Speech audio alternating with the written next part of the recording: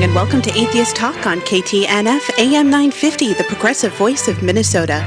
Good morning to all of you joining us locally by radio and streaming online. We appreciate you tuning in. Today is Sunday, July 15th, and I'm your host, Hertzey Hertz, and I'm here in studio with Joseph Humrick and Dr. Steve Ecker.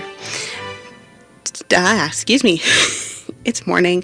This is an open conversation, and we welcome and encourage listener interaction with your phone calls to 952-946-6205, your emails to radio@mnatheist.org, or tweet us at @atheisttalk.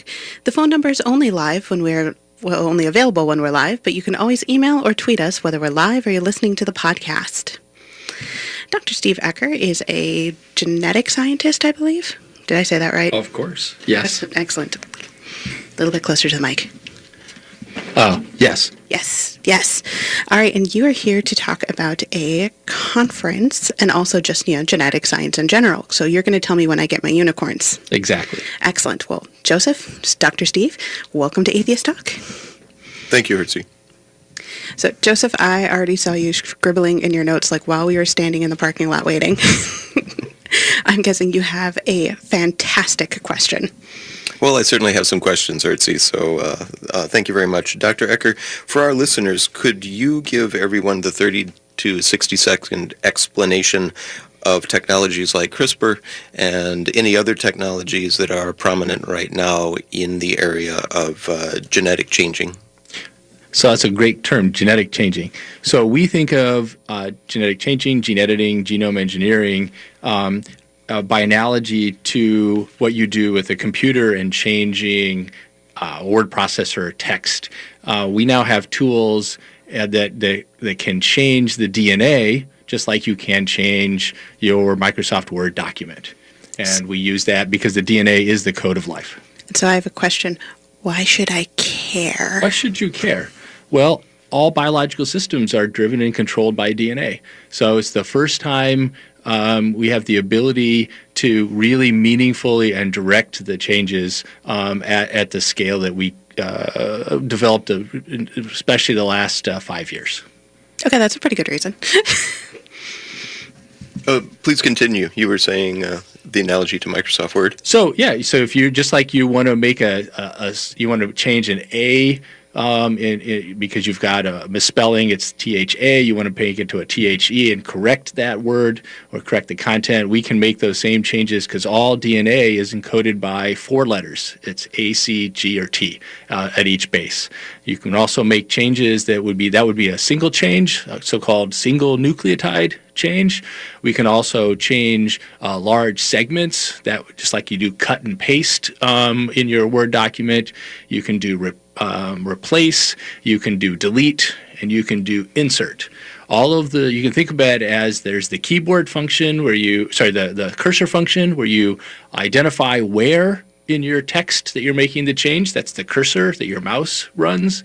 And then you've got the keyboard function where you push the key. So it's delete, play, replace. We can do almost everything by analogy. Now, of course, that's analogy. It's not actually, the mechanism by which those changes happen are totally different. But the analogy, which is the fact that it's genetic code, is just like changing the text in a word processor. Dang it, I was having this exciting idea that you guys were sitting around with keyboards doing like Control-C and Control-V. Yeah, we do that, but that's in silico, and then we actually have to make it happen in carbon, right, in the actual organisms that we work with. Which I'm guessing is a lot harder than the keyboard shortcuts. A lot harder and much, much slower.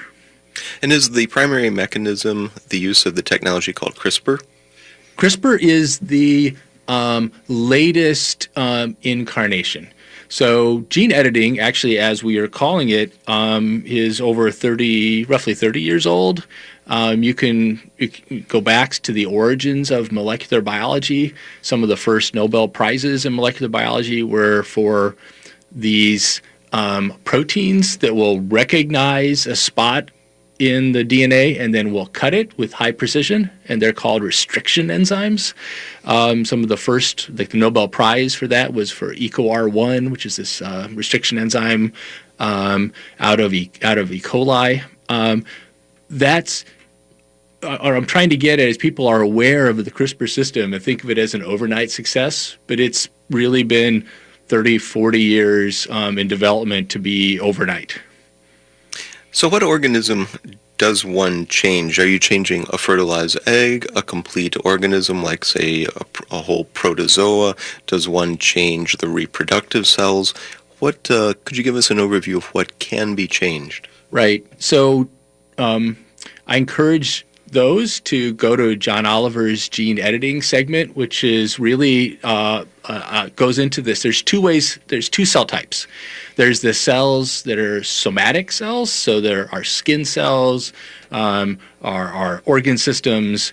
Those are cells that belong to that individual organism, and we change those now for making new therapies. For example, we use the anti-cancer therapy called CAR T cells, chimeric antigen receptor T cells, and other gene therapy. There are 3 of them were approved last year by the FDA in a landmark year.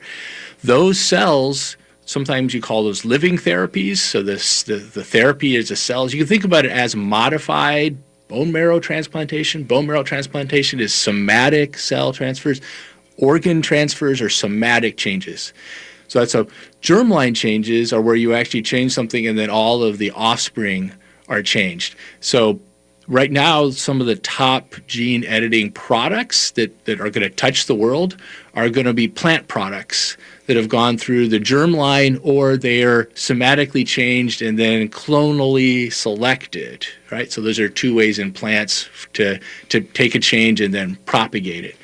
And germline gets a lot of, and appropriately so, ethical considerations, because you're going to change not just that individual, but you're also going to change future individuals of a species.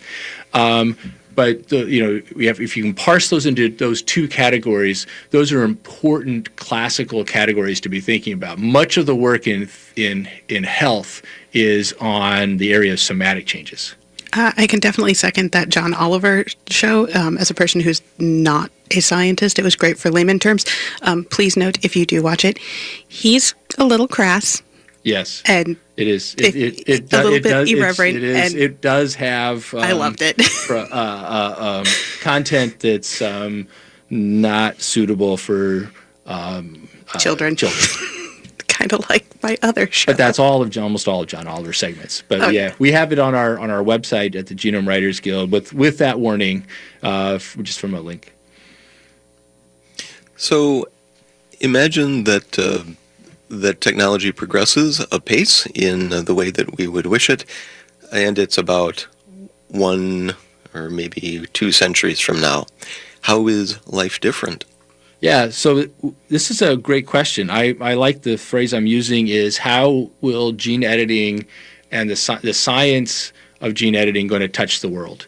And the most important concept I can get across to people is that everything in the world that can be touched by life today, or life could be designed to touch, has the potential to be modified by gene editing, which is I can't think of a technology that actually has as limitless a scope, because even electronics and artificial intelligence, right, a lot of the world, that's restricted to the electronic cloud. For electronic systems to do something, they actually have to touch the world with robots or physical pieces. Indeed. A lot of people are affected by, or their lives are touched by genetic diseases or genetically influenced problems. Just off the top of my head, I can think of very serious conditions like Tay-Sachs disease, sickle cell anemia, cystic fibrosis. Some like that are just influenced by a recessive gene. But we also know that there's genetic influences for the development of cancer, heart disease, high blood pressure, both type 1 and type 2 diabetes. Thoughts about the treatment of disease and the reduction or even elimination of some of these things? Right. Again, I'd like to break that into somatic versus germline. So I'm going to take it one step away. So 24% of dog cancers are a form of B-cell lymphoma, so a form of leukemia. And there are dog breeds that have a more higher predisposition, but any dog can get B-cell lymphoma, regardless of their genetic inheritance. The opportunity to make CAR T cells at a much more accessible and scalable opportunity. Right now, the cost of that treatment of the drug, of the modified cell in people, is $300,000 a person. So that's what was approved last year. The ability to get that down to $3,000, $1,000 is well within our lifetime. So at that point in time, you've completely reset the conversation. B-cell lymphoma then becomes the potential to be a treatable disease. And what's amazing about CAR T cells is it cures the patients in some cases, right? So many patients it's a cured scenario, and that's because you reprogram these little robots, immune robots called T cells, to constantly go looking for the cancer. All right. Well, please stay with us through the break. We'll return to Atheist Talk with Joseph Hemrick and Dr. Steve Ecker, which I believe you're also here to talk about the Genome Writers Guild, correct? Yes, of course. So we'll talk about a little bit about that next. I'm Hertzey Hertz, and you're listening to AM 950 KTNF, the progressive voice of Minnesota.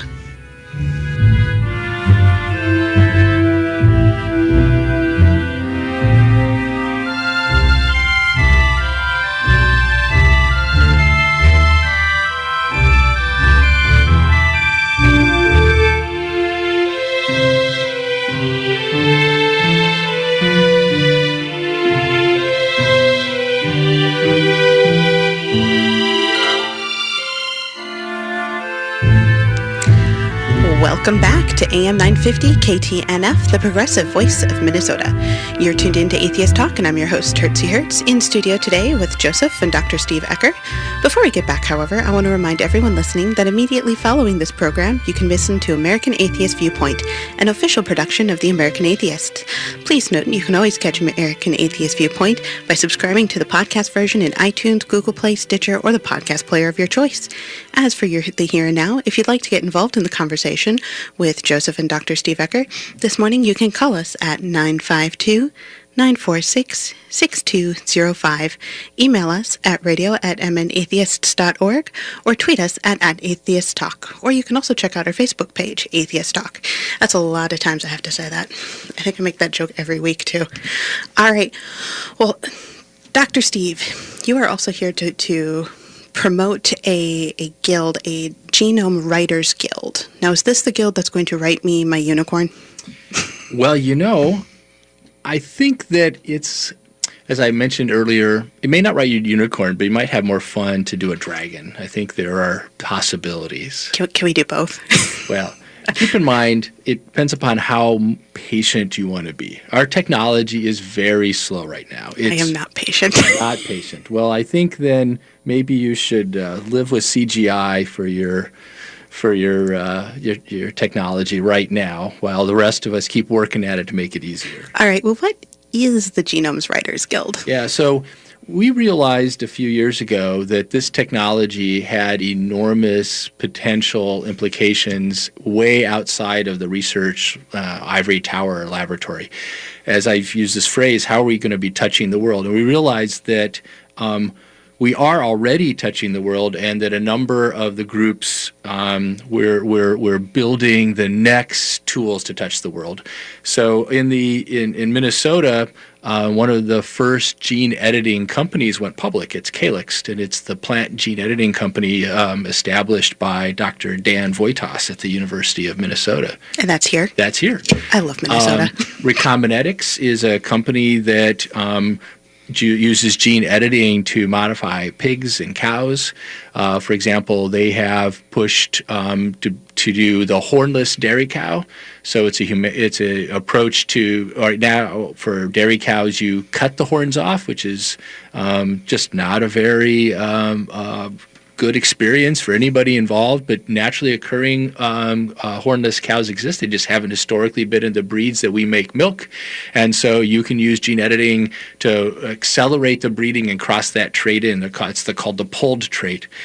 They also modify pigs for making models of human disease to try to accelerate novel therapies. Recombinetics is here in Minnesota. So does that mean I'll get a talking pig? The talking pig. Well, you're going to have to talk to David Brin, the science fiction writer who's was our lead keynote speaker last year, because he thought of the idea, what if you could edit DNA like you can a word processor? What would it do? And he had developed an entire thought process around how gene editing would then touch the world. And he has his most famous is his Hugo and Nebula award-winning novel called Startide Rising. I actually brought my autographed copy here to remind me to talk about it, not because he was highly innovative, but it was really trying to get at that many of the gene editing and genome engineering questions are old. Robert Heinlein's book called Friday was around just when DNA was recognized as the genetic code and chromosomes where the DNA was stored, and he imagined a whole world that's basically what you now call pre-implantation diagnosis. So those concepts exist. The Genome Writers Guild is recognizing that those concepts, which are just in science fiction, are now becoming a reality. So that means that we need a community that's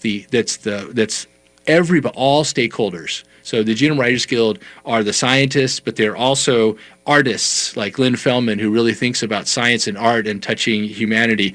We actually have the individuals like that are innovating in the industrials like Calyxt. Those individuals are there, but we also have critical stakeholders, ethicists, and legislators, and members of the public and students. Yeah, I was going to say, because it says here in our notes that there's a science cafe. Do we get genetically modified coffee? That's right. Well, Science Cafe is a brand of science education space, and that evening we have what we're calling outward-facing educational opportunities. So we have a series of TED-style talks. So 3 TED-style talks from high-end communicators. One is going to be as I mentioned, Lynn Feldman, who's our wonderful science artist. We will have, it will be highlighted by Ellen Jurgensen. Dr. Jurgensen was a critical individual in launching GenSpace in New York City, which is the first opportunity for the public to basically use molecular biology and genome engineering to modify E. coli cells and some basic pieces without being in the high-end research lab, and then has recently launched Biotech Without Borders. Biotech Without Borders, what's that? You're going to have to come and find out. Oh, Dr. Jurgensen, that's her new gig. She's coming and she will tell you in person. But the concepts, I think conceptually, is that these biotech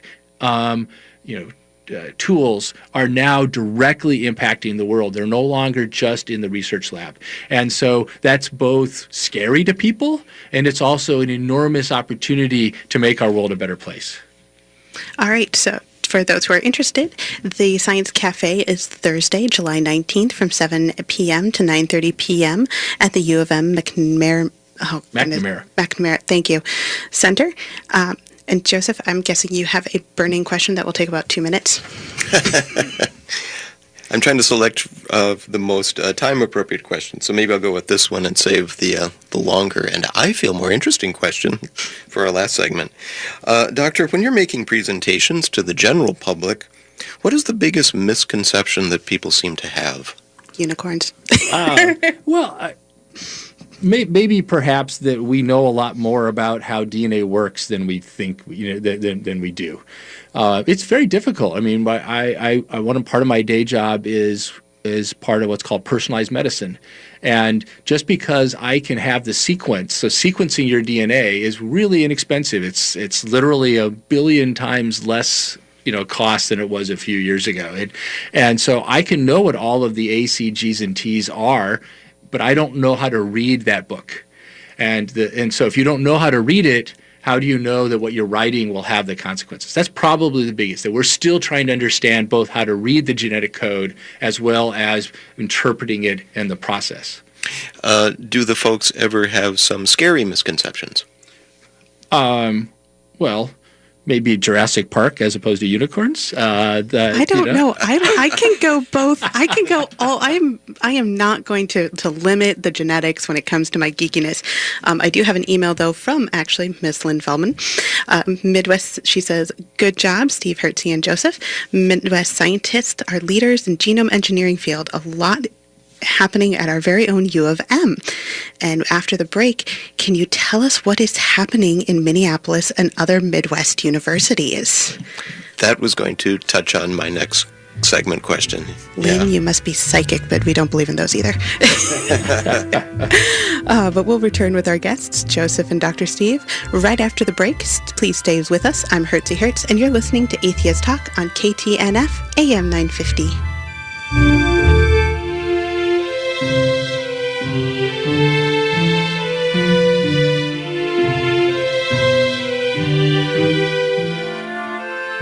Thank you for tuning in to Atheist Talk on AM 950 KTNF. I'm your host, Hertzey Hertz, and we're here having what I would classify as a fascinating conversation with Joseph Humrich and Dr. Steve Ecker. Before we continue with this conversation, which will be our final segment with Joseph and Dr. Steve, there's a bit of housekeeping I need to attend to. Atheist Talk is made in production with funding from Minnesota Atheists and Cucumbers Restaurants in Edina. Please consider visiting our sponsors, and if you do, let them know that you appreciate their support of Atheist Talk. If you'd like to advertise on this program and help keep us on the air, please contact us at radio@mnatheist.org. I also want to thank our dedicated group of volunteers and the generous donations of you, our listeners. You'll help keep Atheist Talk on the air and in podcast form. I also want to note our donors of the week, which actually we don't have a donor of the week, which makes me very sad, but thank you to all of our donors. And if you're able to help with a donation, please consider doing so at our Radio Fund page or at our Patreon at www.patreon.com/atheisttalk. Minnesota Atheists is a 501c3 tax-deductible organization. We couldn't do this show without you, and we deeply appreciate your support.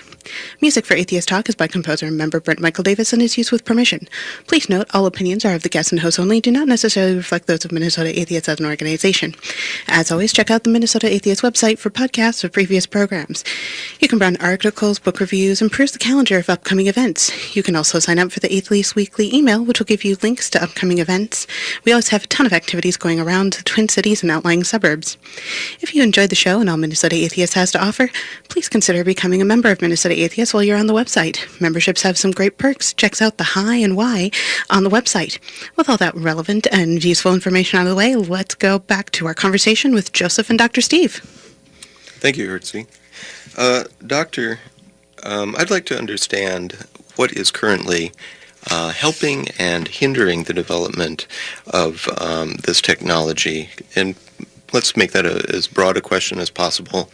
Are there any changes you'd like to see in, for example, laws or regulations or the creation of new companies? We've already brought up the fact that there are some Minnesota companies that are already at the forefront of this technology.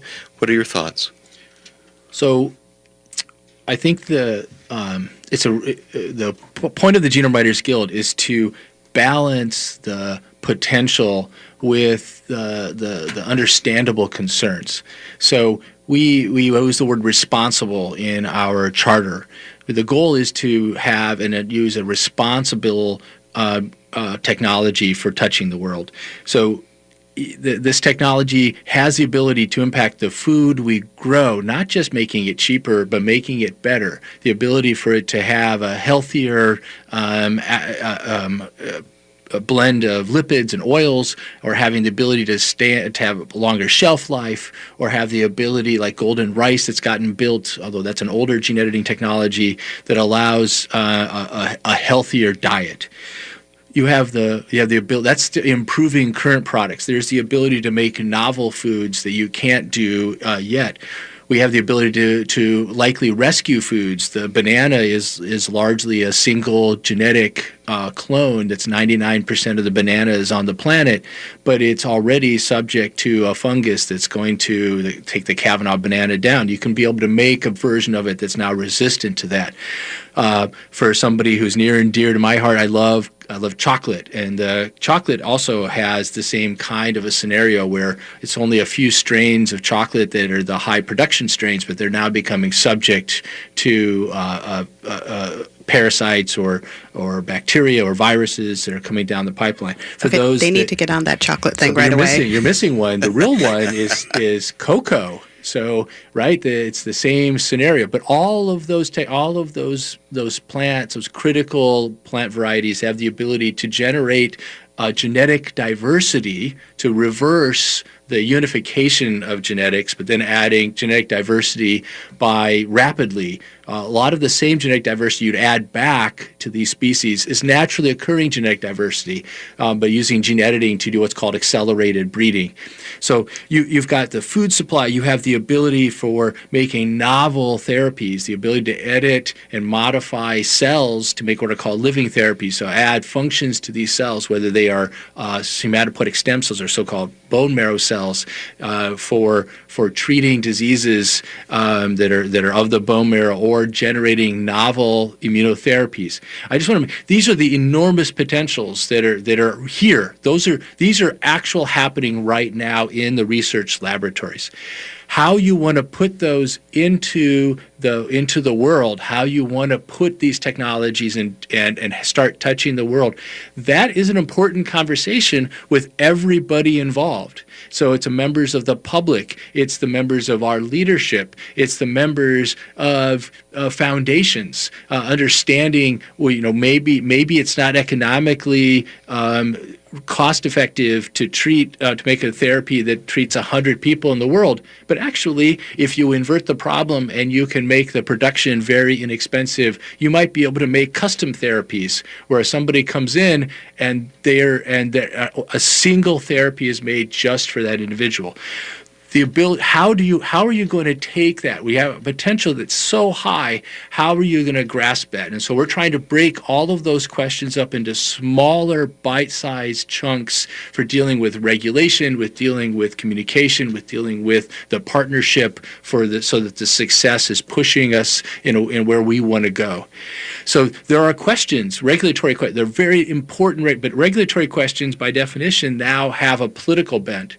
So now it becomes a question of education. I don't know what the percentage is, right? 90+% of our legislators are lawyers.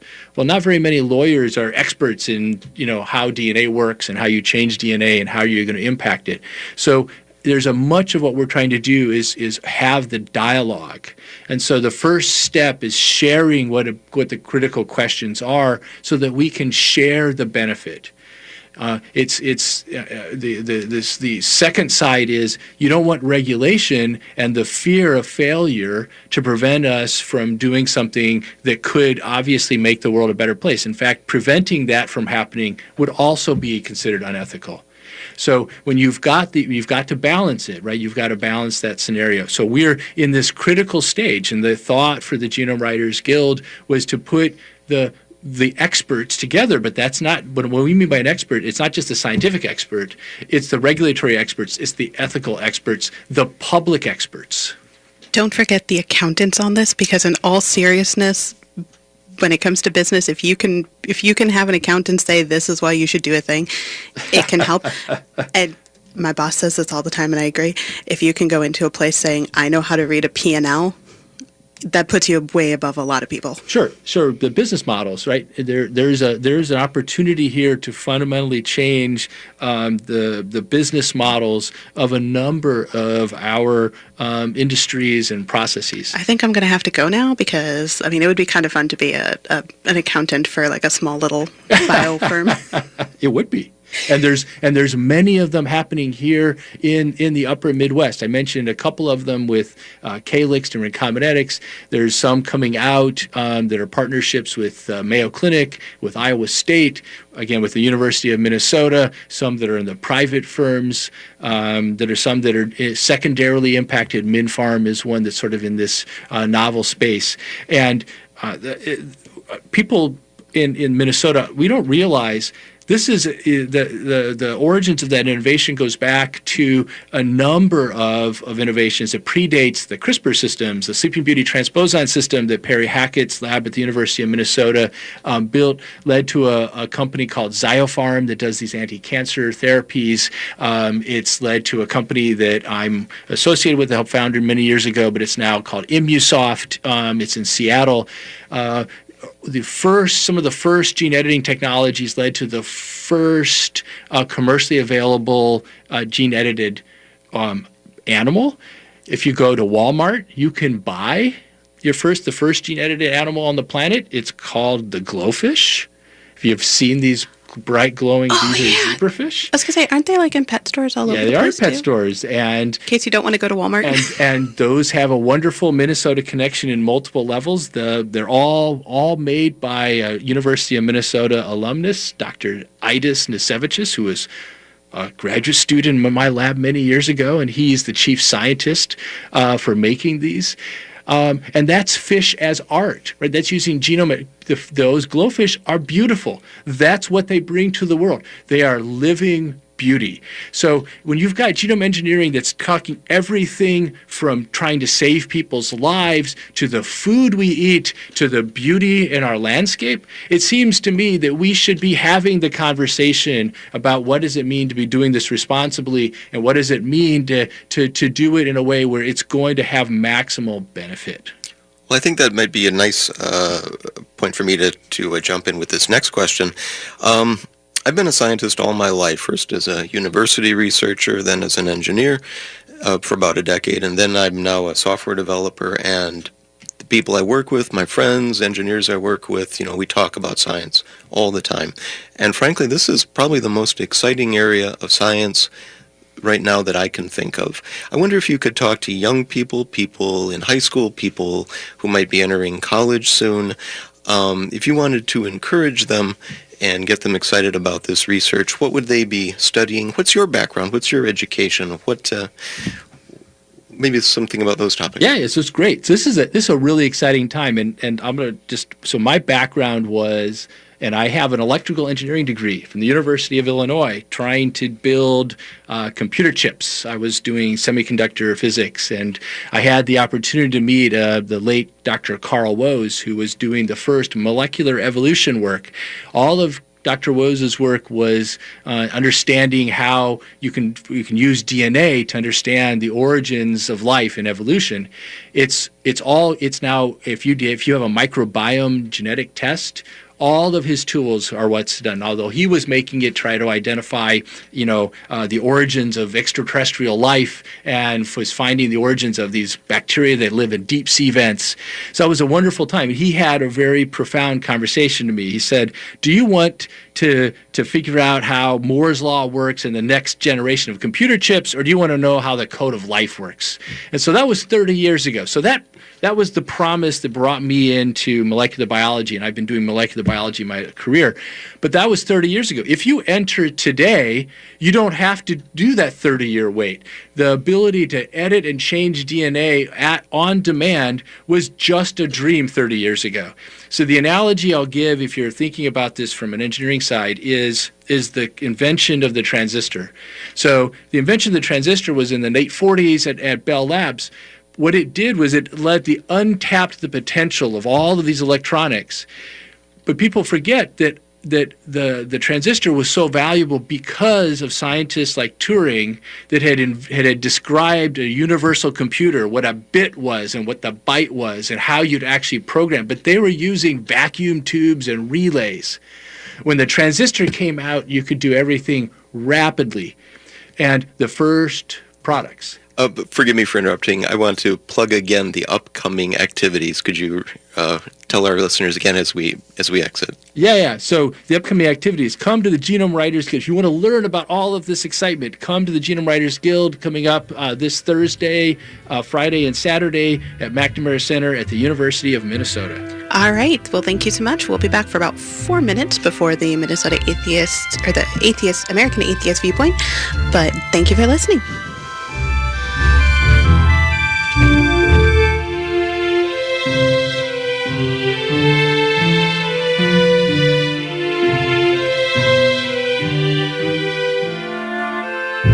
Well, we're back for another just a few minutes.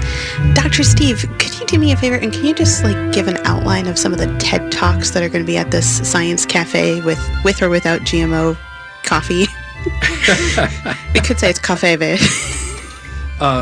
Our lead speaker is going to be Dr. Ellen Jorgensen that we mentioned with really understanding how this technology is leaving the research ivory tower and moving into the world, and how you, if you're interested in it, can actually access it and use it responsibly, safely, and with a critical set of peers.